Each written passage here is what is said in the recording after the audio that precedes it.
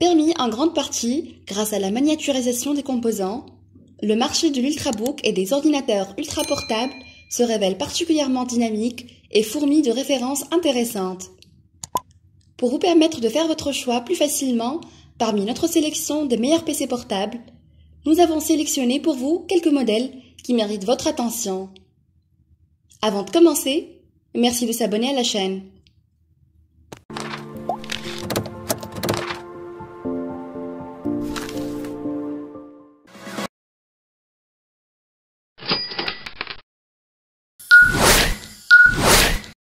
Les VivoBook d'Asus sont généralement des ultra-portables à prix réduit et bien équilibrés.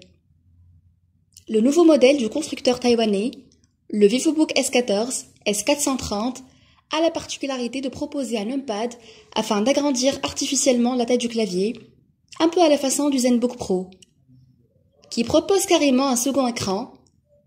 Le touchpad fait ici office de pavé numérique.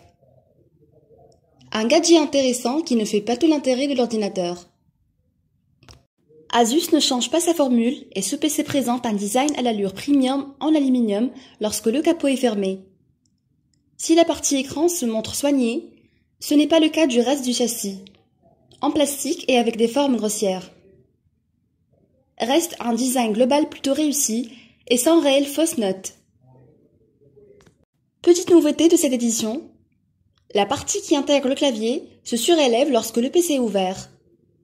C'est en fait la partie inférieure du capot de l'écran qui sert de pied et qui surélève l'ensemble. Certains utilisateurs apprécieront, les ergothérapeutes un peu moins, la position des poignets cassés avec les mains qui remontent étant déconseillée. Malgré son aspect grossier, le clavier parvient à offrir une frappe très agréable, avec une course courte, et cela malgré un certain manque de résistance.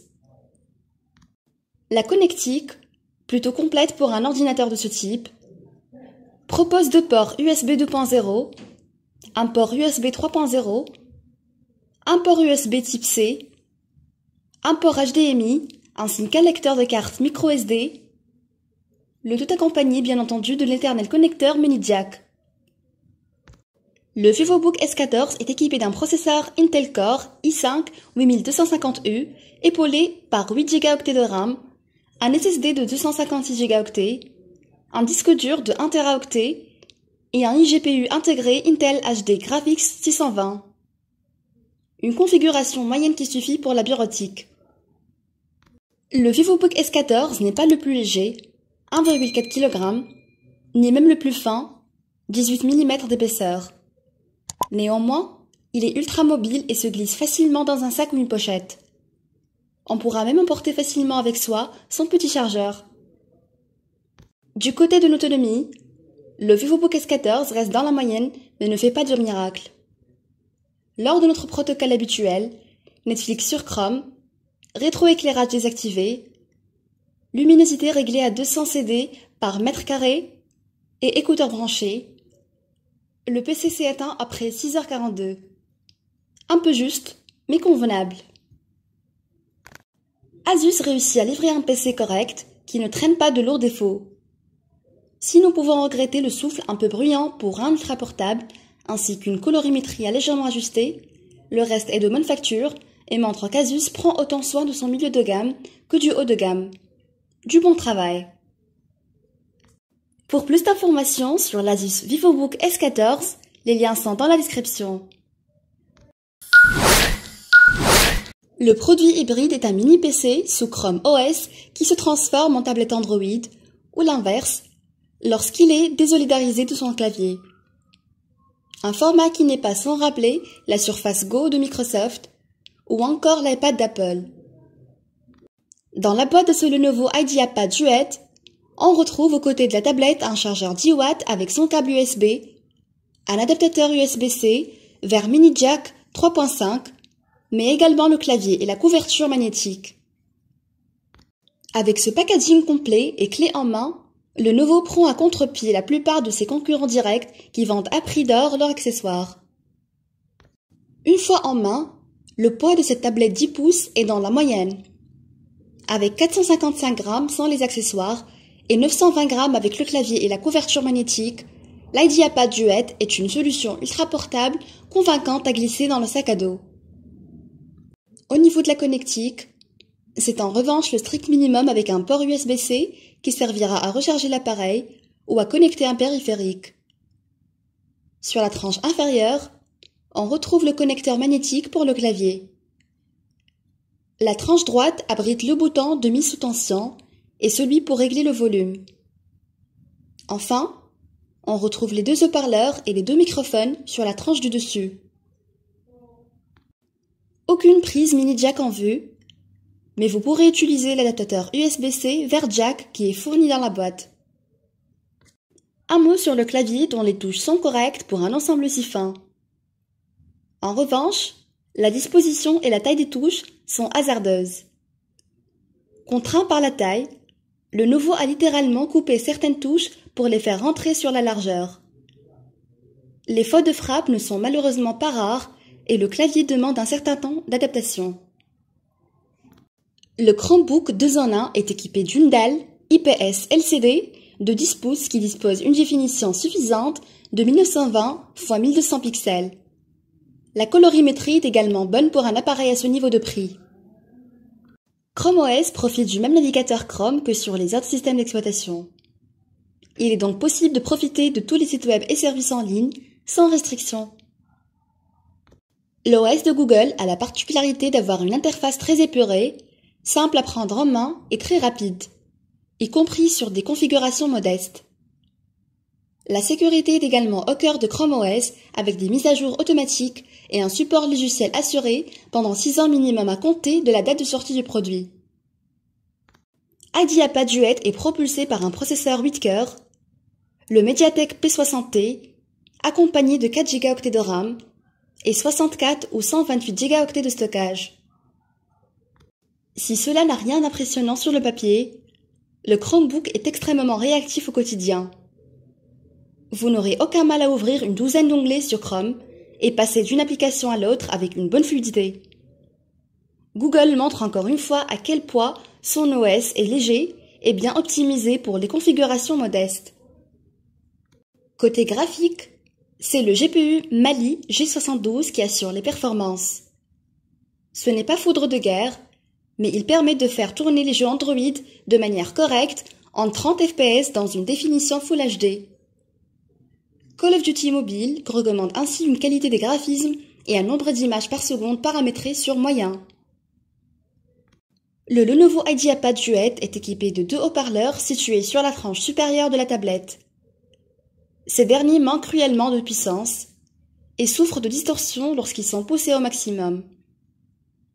La caméra arrière de 8 mégapixels est plus anecdotique. Vous ne prendrez sûrement pas vos photos de vacances avec, mais elle se montre suffisante pour scanner les documents que vous souhaitez imprimer ou stocker sur une application de prise de notes. On regrette le retard important entre l'appui sur le bouton et la capture effective du cliché. l'IdeaPad Duet est équipé d'une batterie de 7180 mAh. Si vous l'utilisez de manière intensive pour travailler, vous pourrez tenir une journée complète sans aucun problème. Si vous l'utilisez ponctuellement comme une tablette, vous pouvez miser sur 2 ou 3 jours d'utilisation avant de devoir la recharger. Le chargeur fourni dans la boîte est de seulement 10 watts. S'il a l'avantage d'être très léger et transportable, il mettra entre 1h30 et 2h pour recharger complètement la tablette. Avec son IdeaPad Duet Chromebook, Lenovo livre un appareil hybride qui remplit très bien son rôle de machine d'appoint. Moins complet qu'un ordinateur portable classique, mais plus polyvalent qu'une tablette Android. Ce 2 en 1 est le compagnon de route idéal pour un usage multimédia et bureautique en déplacement. Vendu avec ses accessoires à prix très agressif, il est la porte d'entrée idéale pour ceux qui veulent découvrir les joies d'un Chromebook sans casser leur tirelire. Pour plus d'informations sur le IdeaPad Duet Chromebook, les liens sont disponibles dans la description. Cette machine s'adresse aux professionnels.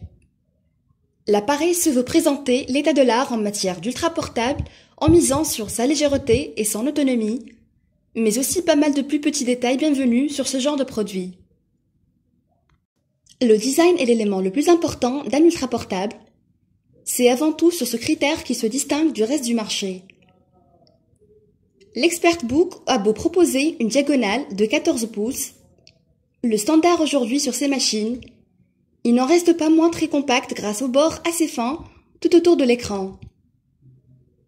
Sur ce point, on regrette que l'intégration de l'écran au châssis ne soit pas plus transparente.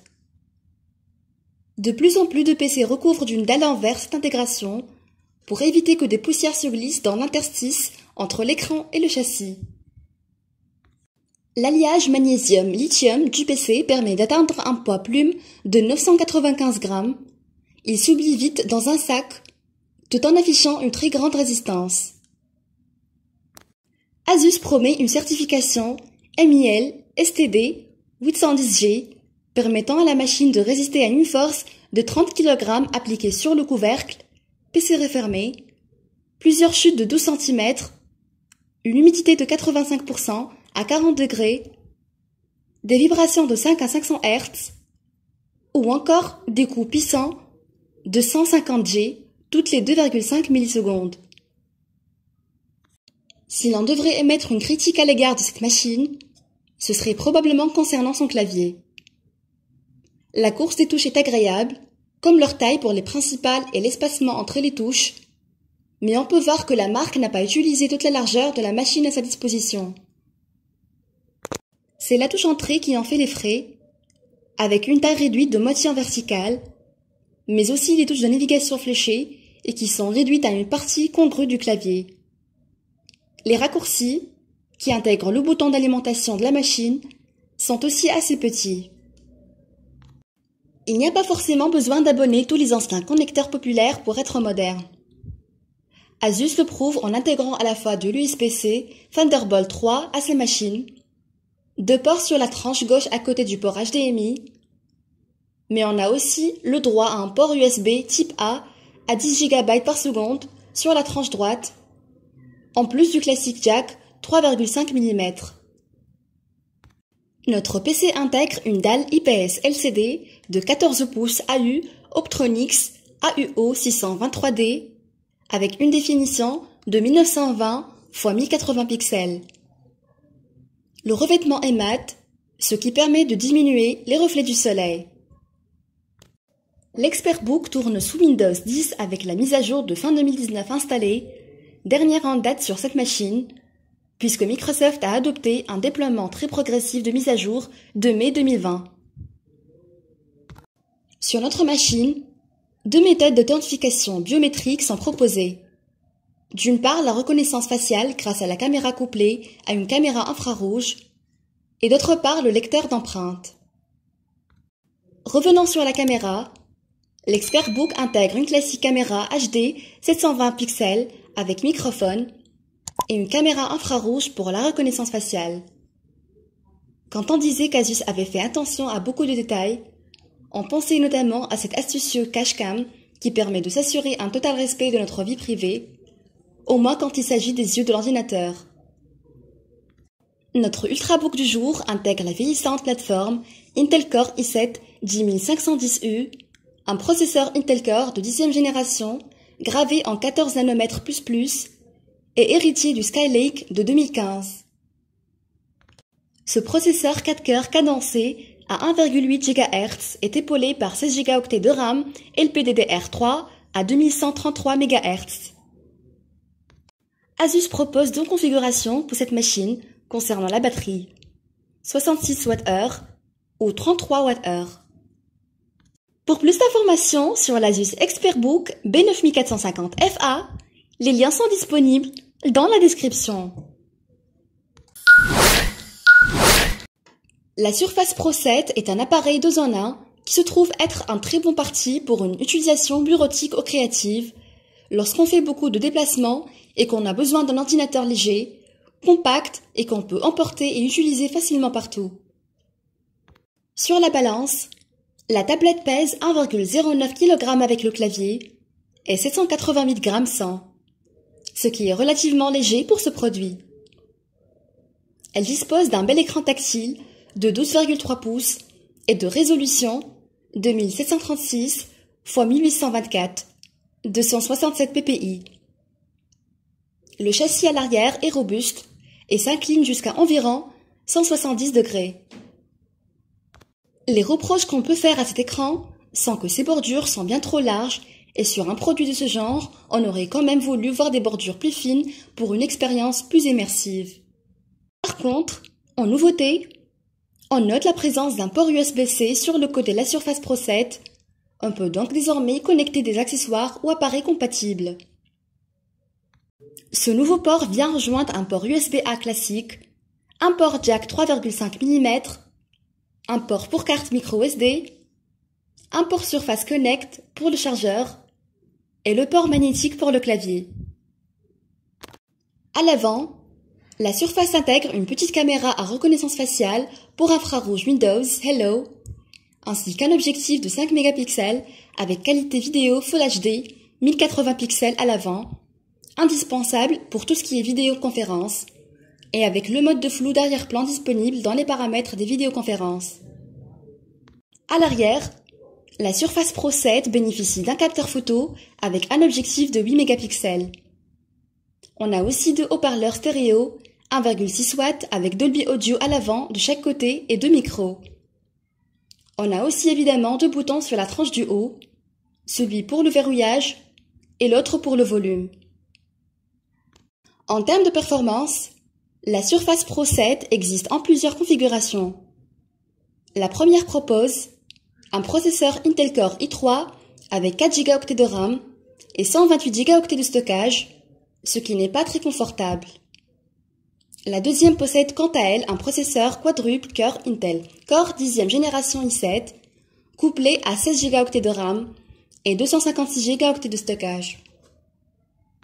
Microsoft annonce que l'autonomie de la batterie de la Surface Pro 7 peut aller jusqu'à 10,5 heures en utilisation normale. Dans l'ensemble, Microsoft nous livre ici un 2 en 1 réussi et vraiment efficace. Pour ceux qui recherchent ce type d'appareil, avec de bonnes performances dignes de vrais PC portables, autonomie, processeur, la Surface Pro 7 semble être le bon choix. Cependant, elle est vendue comme une tablette et est donc dépourvue de son clavier qu'il faudra l'acheter séparément.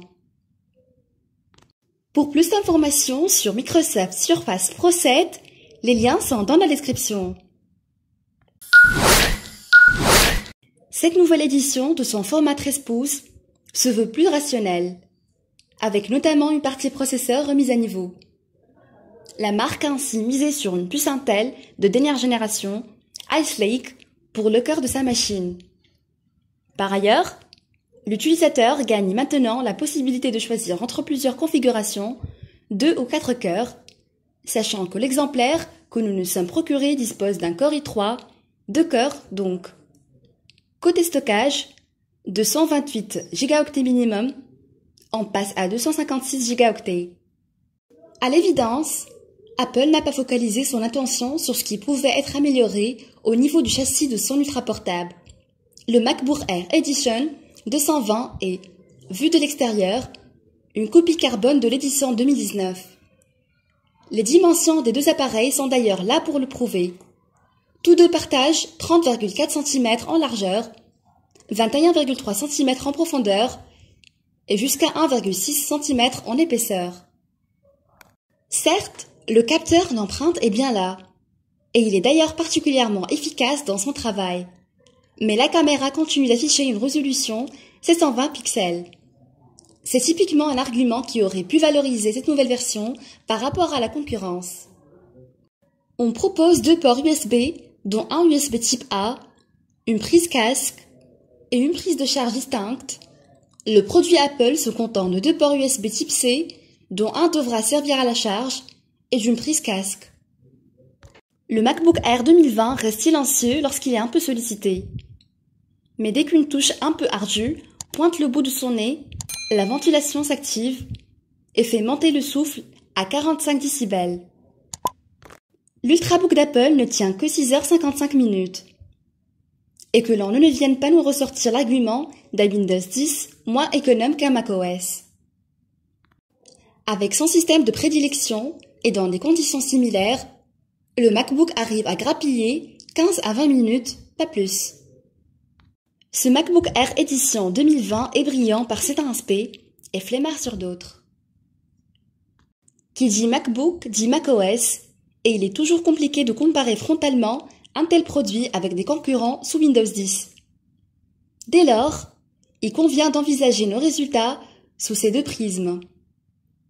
Pour ceux qui recherchent un Ultrabook sous macOS, ce MacBook Air est le meilleur choix et il reste solide sur ses bases et a l'avantage d'être nettement plus abordable que le MacBook Pro 13. Pour plus d'informations sur le Apple MacBook Air, les liens sont disponibles dans la description.